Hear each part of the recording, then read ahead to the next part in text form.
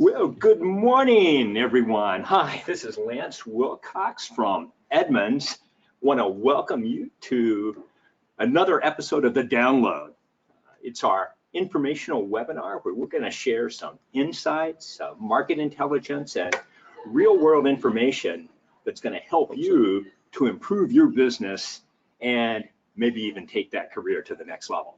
So before we get started, though, just real quick, I want to show you how you can interact with us. So you'll see on the right side of your screen, you should have a GoToWebinar control panel. So anytime you got a question or a comment, you can just type it in there, click on send, and we'll get it, and we'll be able to respond to it. We'll try to respond to as many questions as we can. In fact, my colleagues will even stay over if you want to ask them something after the webinar is over. So with that, folks, it's time to download. So I'm going to turn it over to my colleagues, Mr. Matt Jones and Mr. Ivan Drury. Guys, what do you got today? All right, well, we'll start with our intros. Mr. Ivan Drury, Senior Manager of Industry Analysis. Been doing this for roughly 11 years at Edmunds. Was at Honda as a product planner, did some J.D. Power Associates quality studies, worked at a gas station for 3 years, which I thoroughly enjoyed back in college. This is Mr. Matt Jones right here. Hi, I'm Matt. I have been with Edmunds for about 6 years. Prior to that, I spent a dozen years selling cars and managing car dealerships in some capacity. Altogether, got started in this in 2001, and my primary function here at Edmunds, my title is Senior Consumer Advice Editor. I help people kind of make sense of this car business. And today, what we're talking about is used cars. The topic of our webinar today is used cars. And it might seem kind of funny because everybody's talking about new cars. Media attention's always on new cars. People come up to you talking about new cars all the time. What should I buy? What's redesigned? Like, there's always a lot of hype and commotion. All the new reviews are on new cars, all that stuff. But used cars are really an important part of the car business that sometimes get overlooked. I mean, 2.5 used cars are sold for every new car. Yeah, and right? We're talking 40 million units going to go around this year. Yeah, so talking about a record number of used cars being sold this year. Your expectation is around 41 million used cars, right? We're also considering how important used cars are to car dealerships. They're integral to the service and recon department. They're integral to the finance department. They're actually more profitable than new cars. So it seems kind of silly that the whole world is always talking about new cars. It's because they're so shiny. Because they're so shiny and they're special, right? But we're going to spend our time talking about used cars today. So in this webinar, we want to just give you a little idea of what you're going to be getting into. We have an agenda here, and we're going to break this conversation down into 3 sections, right? First section is a little bit of history. How did we get to where we are in the used car market right now? Because things are dramatically different than they have been in the past couple years. The next section is, what does this shift actually mean for your customers, the people that you're going to be dealing with? Right. And the third section is some suggestions that we have here at Edmunds to help you understand how to make the most of this, because it's going to be kind of dreary out there. It's going to be kind of gloomy, but we think with the right attitude and the right approach, you can actually really make this weird environment work for you and for your customers. Right, and these are things that you can do, no products, nothing that is, you know, extra add-ons or anything. This is literally things that you have at your disposal right now. So free stuff. Yeah, free stuff. So I guess let's start with, how do we get here? Yeah, let's start with the history lesson. I look at numbers all day long. I figure I should dispense some of those numbers forward.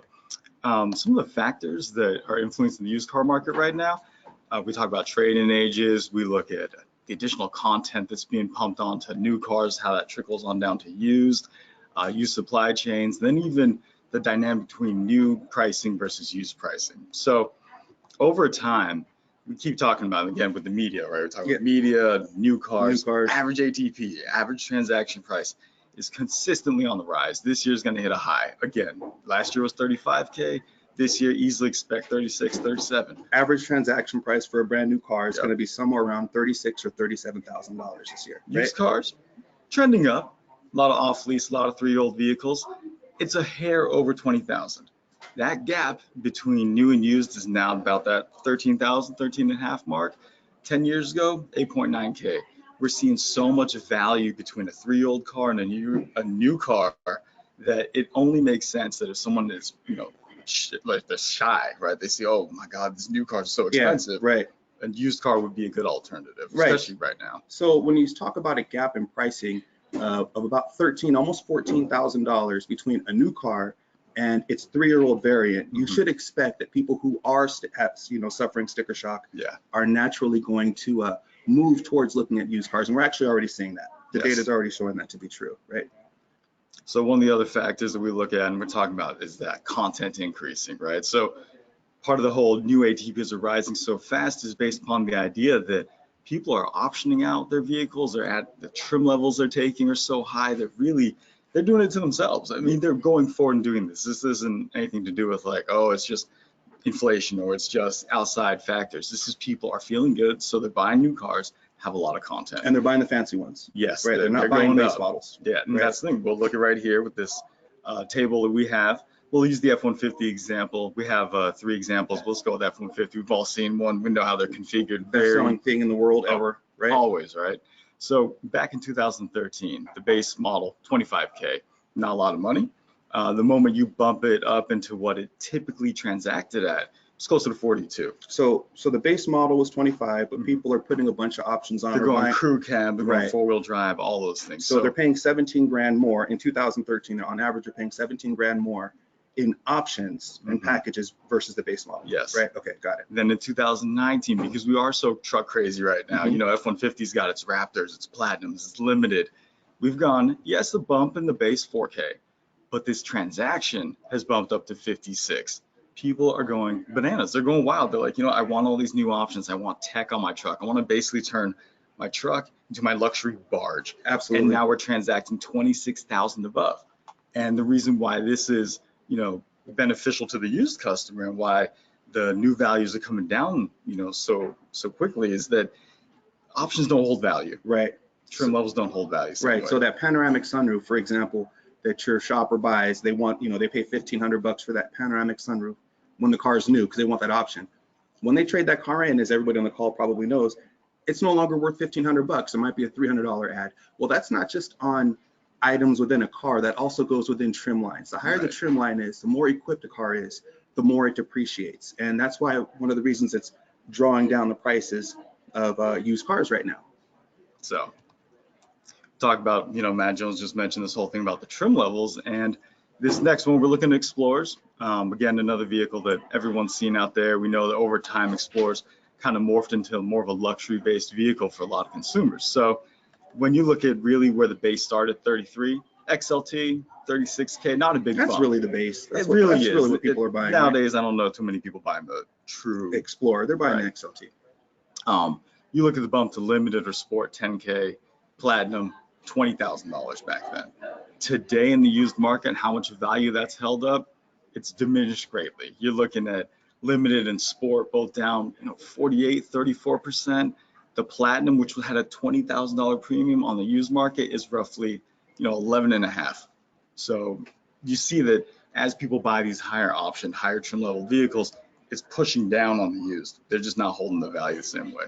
And then also when you, next slide, please. So it's kind of like a double whammy, right? We've got people buying super option cars, super expensive cars with a lot of packages. Right. We know that these packages depreciate. But at the same time, if you take a look at the far right graph, what's happening in our car market this year? We are going to see, again, some record levels, right? We can always talk about records, but this truly speaks to the point of used supply chain is changing. Last year was roughly 10 million units came from combined, you know, trade-in from new car sales and off-lease. Off-lease was roughly 4.3-ish million. So this year we expect roughly the same. Around 10 million units can be derived from this very new inventory, right? So again, changing the dynamics of what we're seeing. So we've got super expensive cars that are depreciating quickly. We've got 10 million used cars when you include lease returns coming into the market. Those two things are working together to bring down the value of the used car market altogether. Now, at the same time that the values are being brought down, average transaction price of new cars is being bumped up. And that kind of, in a nutshell, explains why the gap between your average new car and your average used car is almost $14,000, which is more than it's been obviously in the last decade. Oh, yeah. I can't remember. I've been in the business since 2001. I don't recall a gap quite as large as that. And I don't think many people will be able to. Yeah. One of the other dynamics when it comes to these trade-ins, because we get so many of them, you know, 5-6 million trade-ins on new, is this distribution of age.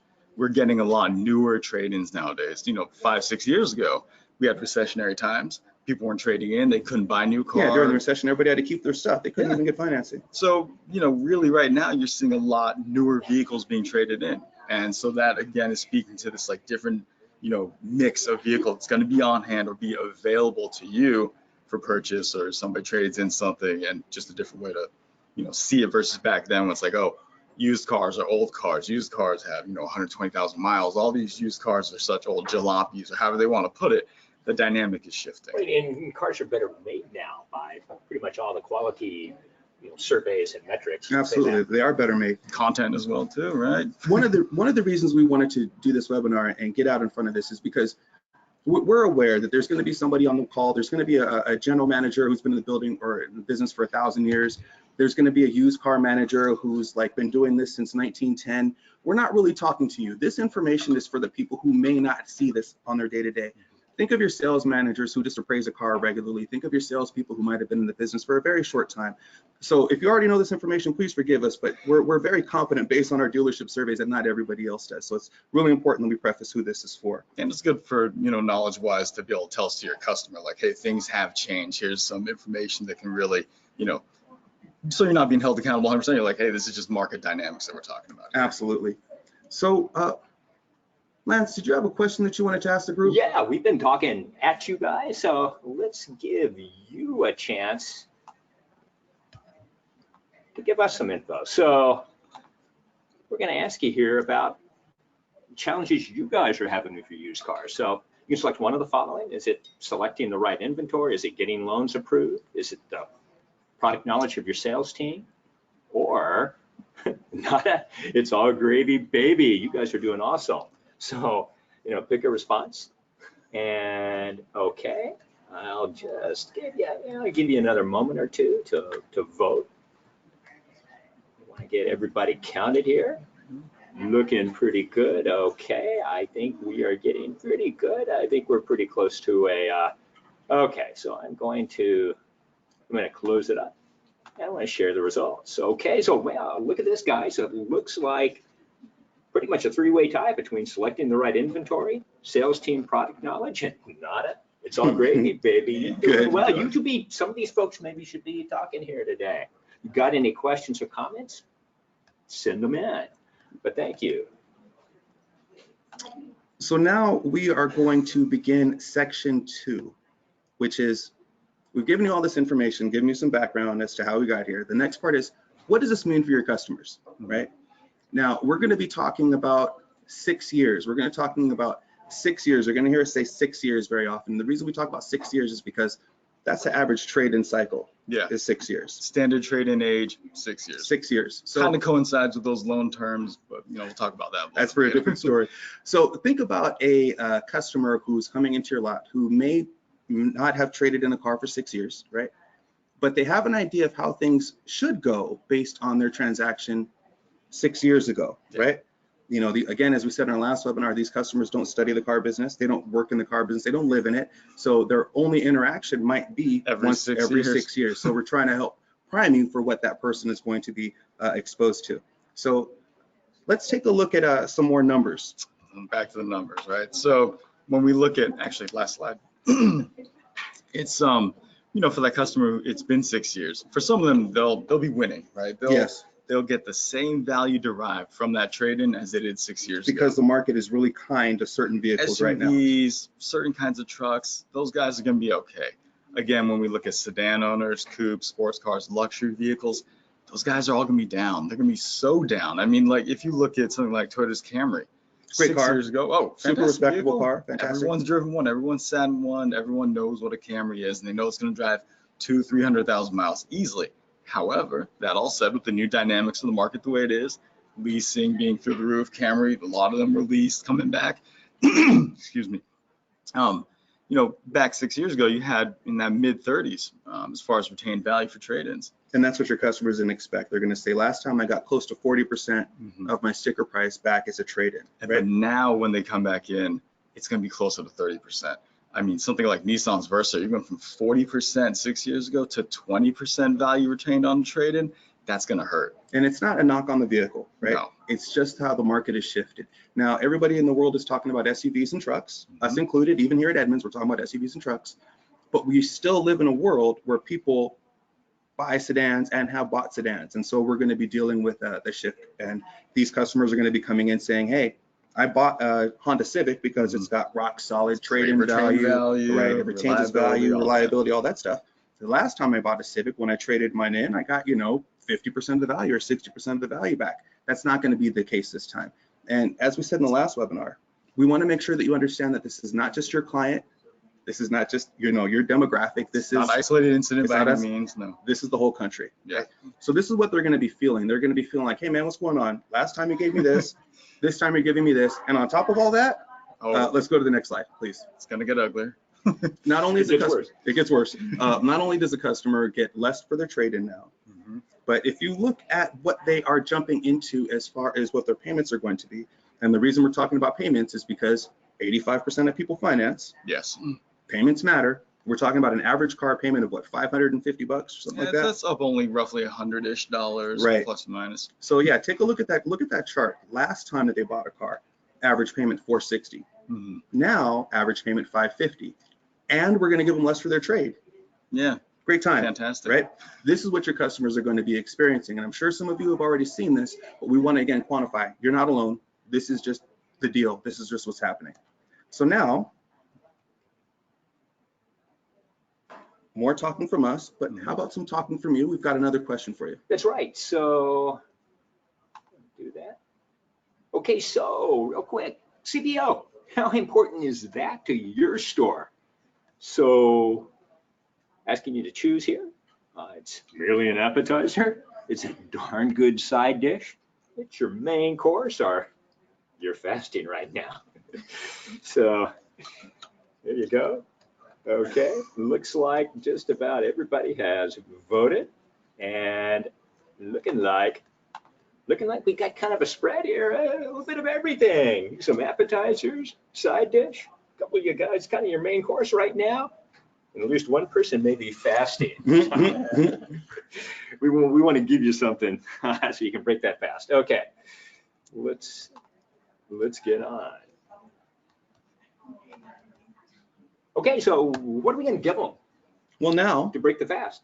This is the beginning of section 3, which is our suggestions of what you can do in this environment. Right. They don't cost you anything. I'm not trying to sell you a product. Nothing. I'm not telling you to buy anything. You can do all this stuff with what you already have, right? Now, before we get too far forward, go up. Next, there you go, right there. Thank you. We talked about the slide. Go back one. Thank you. Stay right there. We talked about a slide earlier that showed the depreciation curve and how things are depreciating at a higher clip. Primarily cars that are super equipped, right? Very much so. Right. It's got like the cars that have everything in it, the heated seats, the massaging seats, the ice cream maker, all that stuff. Those are the ones that are depreciating the hardest, right? It's a terrible. It's not necessarily a great thing if that's your car. You can take advantage of that. So yeah. As a dealer, you can take advantage of this, and it might be a great thing if you're actually the person trying to buy that car. Oh, 100%. Right? Yeah. So these depreciation models that we're seeing across the line, we're suggesting right here, first and forward, that you start looking for cars like this when you have an opportunity to replenish your inventory from auctions, from dealer trades, from however you get your vehicles, from trade-ins. Start looking for things that are super equipped because they are going to depreciate more. And when you offer them to your customer, they're going to get so much value out of this, considering that 2016, we saw so much proliferation of like high-tech options, right? Stuff that's now even standard. They're like, oh, Bluetooth, backup camera, things of that nature, but navigation systems, these panoramic roofs, all this, and the tech, the safety. 2016 is a great year. So when you do go higher up in the trim levels, there's so much value in that content that will be derived from, the interaction for the customer. And from price point too, because they're going to save so much money. Yeah, and they're going to save money probably in a way that they didn't expect. So we pulled together just 2 really quick examples that we found here in Southern California. Next slide, please. We want everybody on the call to think about one of our favorite cars, the Honda Civic. It's one of the best cars ever made. Perennial favorite by everybody, all reviewers, everybody loves it, right? First car I ever owned, folks. Many people's first car. Many people's first car, and probably still the one you had is probably still on the road somewhere. Civic is great, holds its value really solid. Most people know that, right? We did a listing search and we looked for a CPO Civic that was 3 years old. We found one, local dealership, very reputable dealership. They do a lot of great business. We're partnered, you know, we have a lot of respect for this dealership. Yeah. CPO car, average miles, selling price of 15.5. Seems right on part for the market. For Very that car, standard right? price, very standard vehicle. It's an LX. This is the base. This is the one that everybody gets. But we went through the data and we looked for some other cars that might have depreciated more heavily than the Civic. Oh yeah. And we found BMW 3 Series dropped a lot of value recently. Quite a bit. So take a look at the next car that we're comparing it to. It's a like model year, 2016, CPO, BMW 320.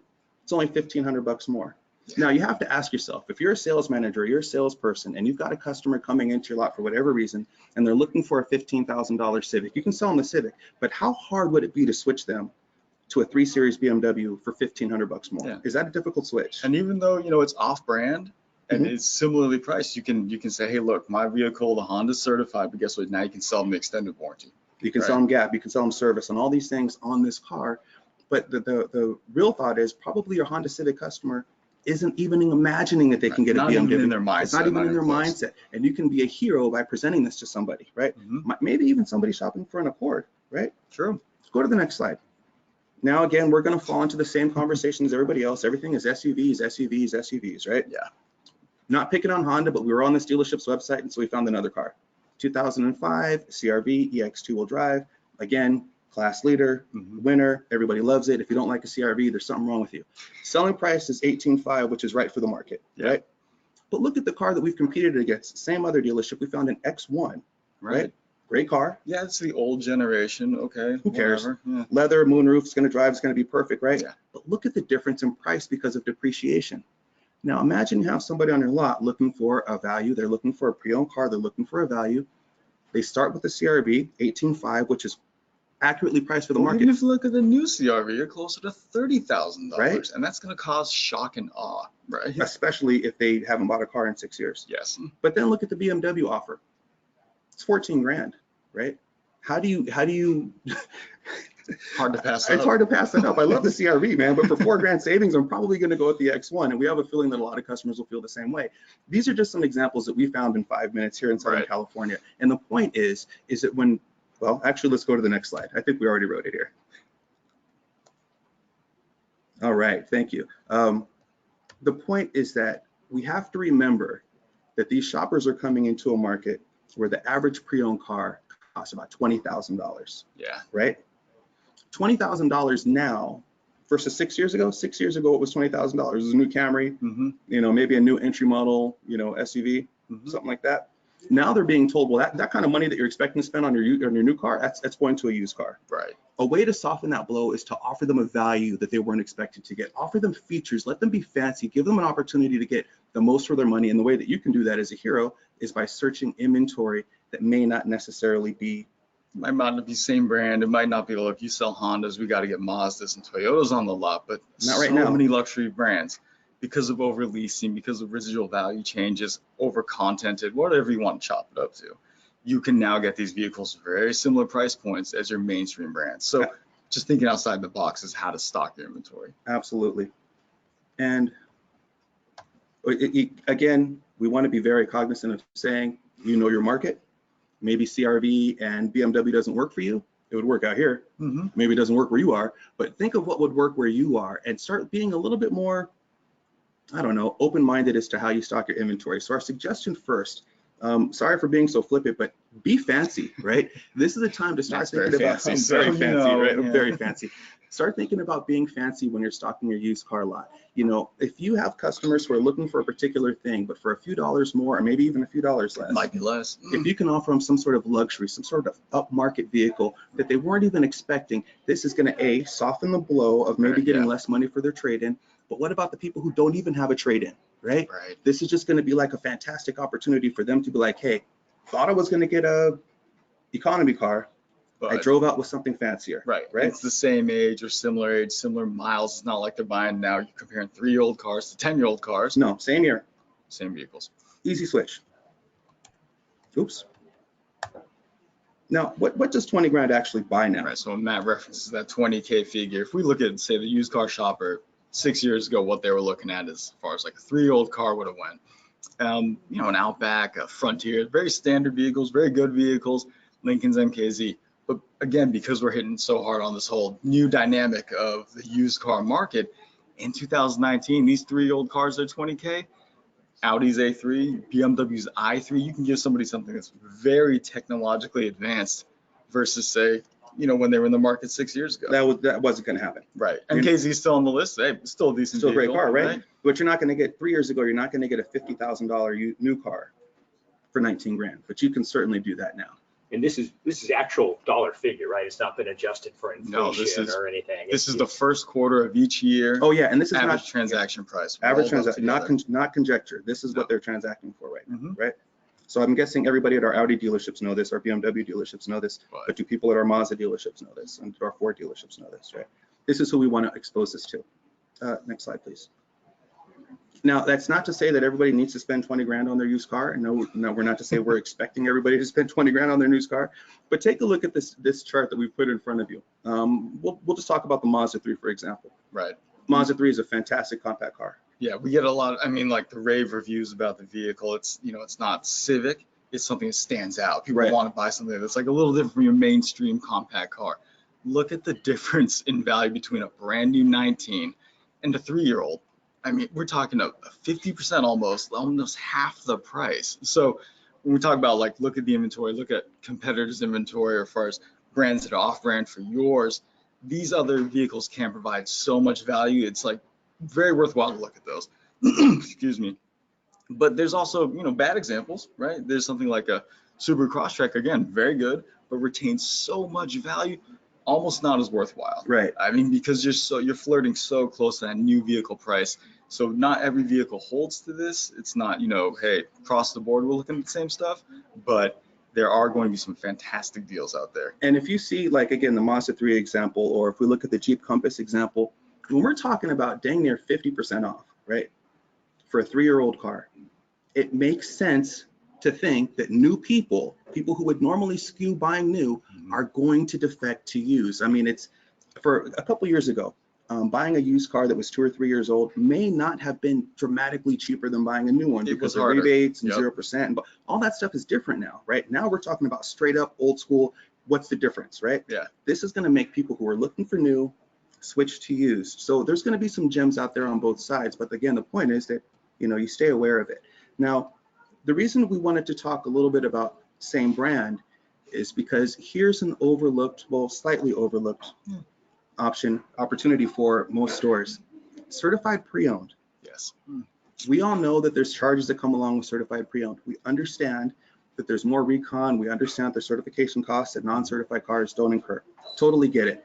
But if you think about it from the customer's perspective, forget all the outside stuff. Straight up money. How does this work? Right? Straight money. I mean, when we talk about the subvented rate, right, one of the main things you could capture a consumer's interest with is that if you can get 2.9 financing, even 3.5 or 1 point, whatever it is, your plus lender's minus offering. 1%, Right, 2%, whatever. the average used loan being 9%, at say all things held constant, you can save someone over $100 a month. But if you even put the math out, extrapolate that even farther, we're talking about $5,000 in interest alone on that 20K on an average loan versus CPO a hair over $1,000. And so if you save your shopper $4,000, $3,000, that leaves a couple bucks in their pocket to maybe buy other things. We know people don't want to make big fat down payments. Maybe they should be looking at gap, especially in times where cars are depreciating faster. Right. Maybe they were upside down in their old car, so maybe they really need gap, right? Maybe they're going to need to stick with this car, so maybe you can put the wrap warranty on the CPO vehicle to protect them for a little bit longer, maybe a maintenance plan. The idea is not only just saving them money, but you can actually offer them services that are going to keep them in that car, which is probably the best thing for them long term, Yes. as opposed to switching out of their cars every 3 years or 4 years. So by manipulating your inventory, by watching your market, by being very aware of what's going on in your market area, you can not just offer better value, but you can offer like, I love you, Mr. Customer, let me take care of you, and still save them some money. And I think that's kind of what people are looking for. And it's a win-win situation, right? You're giving something that they want, and you're getting something good out of it too. Yes, they'll come back to your service, whatever the reasons are, but these are things to consider. So Here's our second suggestion. Mhm. So, we talk about this 20K figure so much, right? Because it's an affordable price point. It's something that sticks in people's minds. It's a price range that is often cited. And not a lot of cars live in the new range, right? But the used range, where some of these new car shoppers are going, the idea being that it's not a little amount of money, Right. especially when we're talking about they're going to pay this over 5 years of their life, right? Like it's 20K plus interest and all the other things that come along with this. So really, it's the manner in which that you treat these cars and the customers are going to be shopping for them, especially as we see more indicators in the economy, on the website, other factors that show that new vehicle shoppers are beginning to look at used more often. Yeah. And so think of it from my time in the dealership, and I'm just speaking anecdotally, just for me. You would have sometimes two types of shoppers. You'd have the new car shopper that was given a certain type of experience. Strictly new. Yeah. Strictly new. Everybody was concerned about the survey. Everybody was concerned about being cross-shopped. So they got, oftentimes white gloves treatment. And then you got used car shoppers who weren't necessarily given that same type of white glove treatment. They weren't given the same type of demonstrations. Maybe the vehicles weren't inventoried the same way. But now we've got new car shoppers with new car shopper sensibilities who may have already shopped new cars and have been demoed on new cars, coming onto lots looking to buy used cars. What's their expectation level going to be for service? What's their expectation level going to be for how the cars are inventoried? So what we're suggesting in a nutshell is take your used cars and maybe not think of them as like new used cars. Maybe think of them as like new car light. New car light. New car light. Right? Near new used. Near new however used. You want to put it. Inventory them, treat them as though they were new, the way they smell, the way they look. If you go on to an average, nobody on this call, but if you were to go to other franchise dealership lots, sometimes the pre-owned cars are just arranged haphazardly. Compact car next to a minivan, next to a truck. Why not organize them in a way that makes sense, the same way that we do the new cars? Whatever little small things that you can do to imbibe the idea of, hey, you're spending 20 grand, I'm going to treat you like you're spending 100 grand, just kind of like we do with new cars. But that doesn't cost anything to do. No, rearrange a couple cars, maybe color, year, whatever it may be. Whatever it is, but just give them some good feeling. So, and it's also going to help ease that transition from buying new to buying used, because that's what people are doing right now. So before we go, because we're getting the eyeball saying that we're getting close on our time, wanted to give you some ideas that you could take away with you. All right, so again, we got like to harp on this new versus used concept, and I mean, really, it's not even concept. This is proven fact. We got numbers to back it all up, but the idea being that $13,000. This is a huge gap. It's really going to change the mindset of anybody who's shopping new versus used, or if they're looking at their trade-in value, they're going to come across, because people, they like to use trade-in tool, but they also like to see what their car's selling for. So they're going to start to notice, wait a second, I'm not going to get nearly as much value as I initially had thought. So again, when we harp on, like, are customers going to do this? Definitely so. Absolutely. We already know that they're going to do this. And because new cars are so expensive, average transaction price around 37 grand, average payment around 550, average car loan length around 68 months, our average interest paid around 6 grand. Not everybody can do average. A lot of people are under average, right? So you can expect the people that would normally be on your new car lots are going to be going used. We're suggesting that you treat everybody like new car shoppers, because that may be who they are. And we also think that this is a time to really change up how you inventory your pre-owned cars, so that you can offer value, you can offer an experience that people might not have expected, and you can keep people from defecting and keeping their old cars, because that's what they were doing with leasing.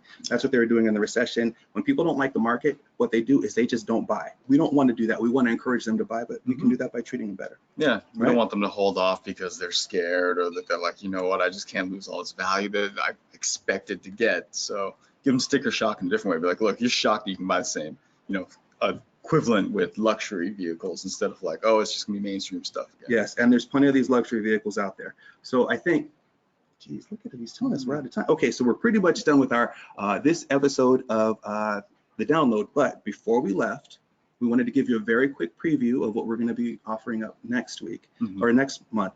Now, there's probably somebody in this call who noticed that we didn't really talk about CPO that much. Yeah. We asked you a survey question on it, but we didn't. But that's it. Talk about it. Right? It's not because we're not thinking about CPO. Love CPO. Actually, what happened is we wanted to do so much, we had so much information that we had to do 2 different webinars to cover the used car market. So the next webinar is going to be strictly on CPO. We're calling this I'm calling this. Nobody else liked the name as much as I do, but I'm calling this the Certified Pre-Owned Summer, because CPO is where all the value is going to be for the rest of the year. So here's a little tidbit of what you can expect next time. So if you go to the next slide, please. Actually, it was one prior, sorry. We're going to go over some of the demographics of CPO buyers, how they're different from new or used. Here's a little preview slide.